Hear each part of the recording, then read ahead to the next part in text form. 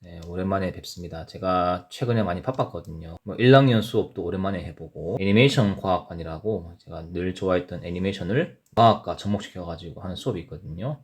2018년도에 처음으로 시행했고, 그때보다 더 업그레이드된 버전으로 이제 학생들에게 가르치고 있습니다. 업무는 학생부 업무를 맡고 있는데, 사실 학생들이 많이 오긴 하지만, 큰 문제가 될 만큼 그런 사건은 없고, 선생님들도 학생 업무를 잘 도와주시고, 그래서 저는 개인적으로 굉장히 저희 업무라든지 반 아이들, 이 학교 전체 분위기, 그리고 많은 선생님들 너무 만족합니다. 되게 좋으세요. 밥도 맛있고. 자, 오늘은 제가 무슨 얘기 하려고 하냐면요. 간만에 좀 인성교육을 하고자 하는데, 여러분들 그 핵인싸들의 십계명 아시죠? 모르십니까? 모르죠. 제가 만들었으니까. 제가 사실 이제 중학교를 한 10년 정도 근무했고, 인성과 관련된 것들을 굉장히 많이 조사하기도 하고, 학생들과 조금 더 깊이 대화를 나누기도 했었고, 그러면서 제 나름 노하우를 좀 압축시켜가지고, 핵인싸 10계명이라는 주제로 한번 제가 좀 설명을 해보고자 합니다. 거창한 건 별로 없고요. 제가 그래서 기본적인 거 10가지를 좀 압축시켜 봤거든요. 아마 들으시면서, 저거는 당연한 건데, 잘 안 되는 거, 뭐 그렇게 생각할 수 있겠지만 어쨌든 한번 얘기를 해보겠습니다. 일단 핵인싸가 되기 위한 10계명 첫 번째는 욕과 비속어를 안 써도 말을 잘 한다는 거죠. 욕이라든지 비속어를 쓰지 않았을 때 대화가 안 된다면 좀 문제가 있는 것이고, 만약에 욕이라든지 비속어를 잘 안 써도 말이 거창하게 되시는 분들은 저는 개인적으로 승산이 있다고 생각해요. 요즘 아이들 그 말 쓰는 게 주어 플러스 동사 플러스 욕이잖아요. 이런 문장을 조금 이제 변화시킬 필요는 있는 것 같아요. 욕이 없어도 주어, 목적어, 서술에 맞게끔 대화할 수 있는 것인가 한번 점검해 봤으면 좋겠습니다. 어른 되고 나서 면접 준비하잖아요, 그죠? 그럼 면접관 앞에서 주어 플러스 욕 플러스 동사에 익숙한 학생들이 과연 그 앞에서 말을 잘 할 수 있을까요? 쉽지 않거든요, 그죠? 그래서 지금 청소년 시기부터 이 욕 비속어를 빼고 내가 말을 할 수 있는지를 한번 점검해 봤으면 좋겠습니다.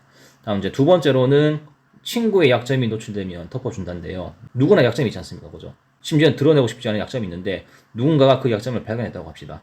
그러면 이 약점이 남한테 떠벌릴 만한 하나의 정보가 될 것이냐, 아니면 이 친구를 지켜줄 만한 명분이 될 것이냐, 그거는 여러분의 선택인 것이죠. 근데 웬만하면 그 친구들의 약점을 남한테 떠벌리고 다니거나 아니면 그걸 이제 무기 삼아가지고 이제 공격한다면 그 친구 입장에서는 더 이상 대화를 하지 않겠죠. 친구 약점을 덮어주는 게 또 지켜주는 게 일종의 예의가 아닐까 싶습니다. 친구 약점을 잘 덮어주는 그런 학생들 보세요. 보면 되게 묵직하지 않습니까? 저 친구는 정말 나의 약점을 지켜줄 것 같은 그런 친구들. 어떻습니까? 옆에 있으면 되게 든든하지 않겠습니까? 그죠? 남을 밟고 이제 올라가는 그런 시대에서 친구의 약점, 친구의 허물을 덮어주는 어떤 그런 인성은 참 대단한 것 같습니다. 세 번째는요, 실수할 때 비난하지 않고 격려한다인데, 예를 들면 여러분들이 그 반에서 문단속을 하는 이제 당번이라고 합시다. 그런데 매 시간마다 이동 수업을 하고 그러다 보면 문단속하는 친구는 좀 힘들죠. 힘들고 심지어는 좀 까먹을 수 있죠, 그죠? 체육활동 갔다가 음악실 갔다가 미술실 갔다가 뭐 과학실 갔다가 그러다 보면 교실 문을 못 잠그기도 하고 늦게 오기도 하고 그렇잖아, 그지? 여러 번 이제 잘하다가 한두 번 정도 문단속 때문에 다른 친구들을 기다리게 하는 그런 상황들이 발생했다고 합시다.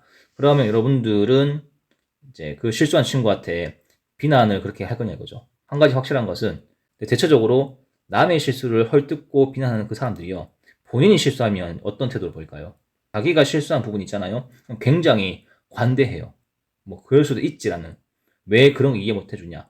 그러니까 이중잣대가 좀 많더라고요. 혹시 주변에 좀 실수를 한 친구가 있으면요. 그런 부분은 너무 뭐라 하지 마시고 격려해 주십시오. 그럴 수 있다 하면서. 왜냐면 여러분이 그 친구한테 격려를 하게 되면요. 나중에 여러분이 실수하게 될 때 그 친구가 여러분한테 격려해 줍니다. 실수에 대해서 조금 여러분이 너무 남한테 좀 날카로운 그런 잣대는 들이대지 않았으면 좋겠습니다. 그리고 핵인싸의 10계명 네 번째는 소문을 믿지 않고 내가 직접 확인한답니다. 카더라 통신 좋아하는 학생들 있죠, 그죠? 친구 관계에서 제일 무서운 게 소문 아닙니까, 그죠? 뭐, 친구가 어떻게 딱 하더라. 예전에, 과거에 어떻게 딱 하더라. 그런 카더라 통신을 너무 믿지 마세요. 왜냐하면 소문은요, 이게 돌고 돌면서 어떤 사람의 주관적인 감정을 이렇게 덧붙여가지고 계속 커지는 거거든요. 소문 믿지 마시고 본인이 직접 그 소문의 실체를 한번 찾아가시기 바랍니다. 소문을 거꾸로 돌리고 돌리면 누가 소문을 퍼뜨렸는지 그 근원지가 나오겠죠, 그죠? 그러면 그 친구한테 직접 붙잡고 물어보면 되지 않습니까? 네가 그런 얘기 했냐고, 그지? 보통 이제 핵인싸 학생들이 소문을 잘 안 믿고 본인이 직접 확인하더라고. 그다음에 어떤 소문이 발생하면 중립기회를 받고 양쪽 입장을 다 들어보더라고요. 그다음에 핵인싸 십계명 5번째, 갈등이 생길 때 무리를 동원하지 않는다. 왜 보통 이제 갈등 발생하면 그 한 명을 이제 뭐라 하려고 자기 친구들 다 데리고 와가지고 막 보잖아, 그지? 근데 그게 좋은 모습은 아닙니다. 아니고 진짜 갈등이 발생하면은 어떻게 해결하냐? 1대1로 직접 만나가지고 대화하는 게 맞거든요. 갈등이 있으면 1대1로 운동장 스탠드에 가가지고 직접 얼굴 보면서 얘기하시기 바랍니다. 다음 6번째, 남 탓보다는 내 잘못부터 쿨하게 인정하는 사람입니다. 이게 되게 쉬워 보이지만 사실 어렵거든요. 여러분 한번 생각해보세요. 어떤 갈등이 발생했는데 일단 내 문제가 뭘까라고 먼저 돌아보시는 분들, 이거 대단한 거 아닙니까? 이게 쉽지 않거든요. 왜냐면 사람은 본능적으로 악하기 때문에 갈등이 발생하면 상대가 나한테 무슨 상처 줬고 무슨 말을 잘못했는지를 먼저 이제 따진다고 하죠, 그죠? 저 같은 경우도 보통 이제 어떤 갈등이 발생하면요, 내가 혹시 저 친구한테 상처 준 말이 없었나라고 먼저 이렇게 돌아보는 게 있더라고요. 그게 안 되면 모든 대인 관계에 있어가지고요, 상대가 항상 미워 보이고 그 다음에 용서하는 마음이 안 생기거든요. 근데 사실 사람은 살면서 용서할 것도 많고요, 용서를 받을 것도 많습니다. 그걸 꼭 기억하시기 바랍니다. 자, 다음 7번. 아직 가지지 못한 것보다 가진 것에 집중한다. 그렇죠. 100가지 중에서 99가지를 가졌지만 내가 정말 가지고 싶었던 그 한 가지를 가지지 못해가지고 분노하고 불평하고, 그게 참 인간의 악한 본성인 것 같습니다. 근데 보통 이제 좀 핵인싸 영역에 들어가는 사람들 보면요, 본인이 가진 것에 이미 감사하는 사람이거든요. 100개 중에서 90가지가 없더라도 그 가진 10가지에 감사할 줄 알고 그걸 잘 활용할 수 있는 사람이 확실히 좀 핵인싸 계열에 들어가더라고요.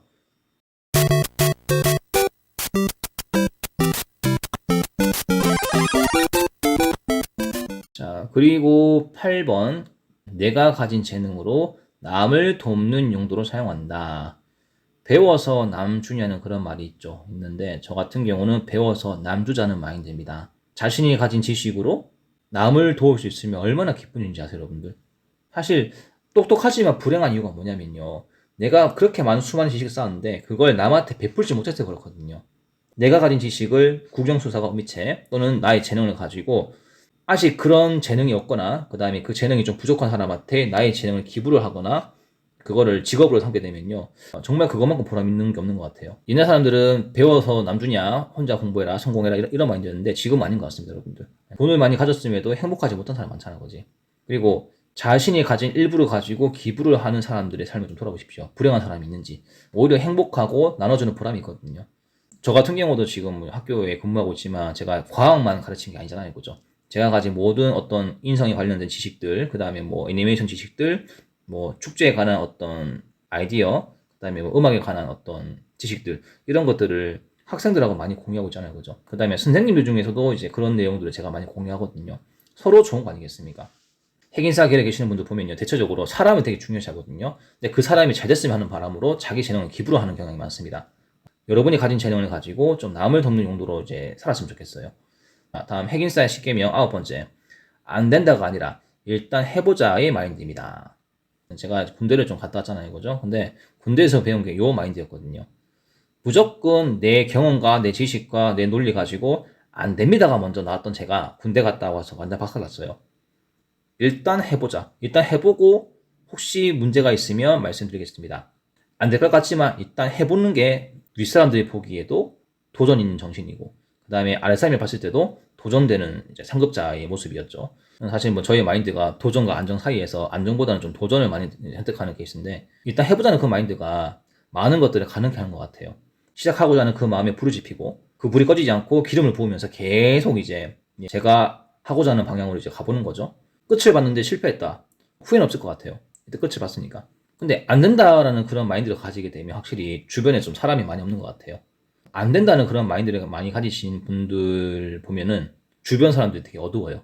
자기가 가진 지식으로 이건 안 돼, 저건 안 돼, 권위를 가지고 그렇게 얘기하다 보니까 권위가 낮은 주변 사람들이 그 말에 주눅 들어가지고 이제 어떤 모험을 하지 않고 그냥 그 자리에서 그만한 재능을 가지고 살더라고요. 근데 이제 일단 해보자는 그런 마인드를 가진 사람 주변에는 항상 에너지가 넘치는 사람이 많습니다. 심지어는 그런 사람들의 재능을 잘 이끌어가지고 회사라든지 조직이 잘 되는 경우도 많죠. 핵인싸한테 안 된다는 것보다 일단 해보자는 그런 마인드가 굉장히 강한 것 같더라고요.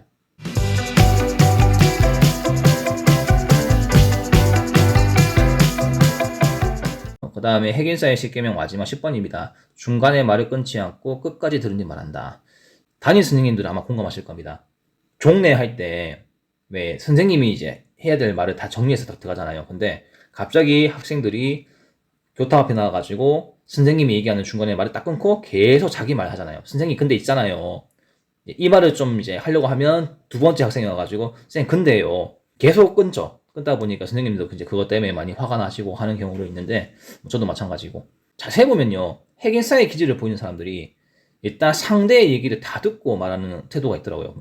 확실히 교탁에서 종례할 때 중간에 말 끊고 들어오는 학생 중에서 핵인싸 기질을 보이는 학생이 많이 없습니다. 대신 핵인싸가 어디 있냐? 일단 교실에 앉아 있거든요. 앉으면서 전체 분위기를 봐요. 선생님이 하는 얘기를 듣고 나중에 종례 끝내고 와서 저한테 이제 하고 싶은 얘기를 하거든요.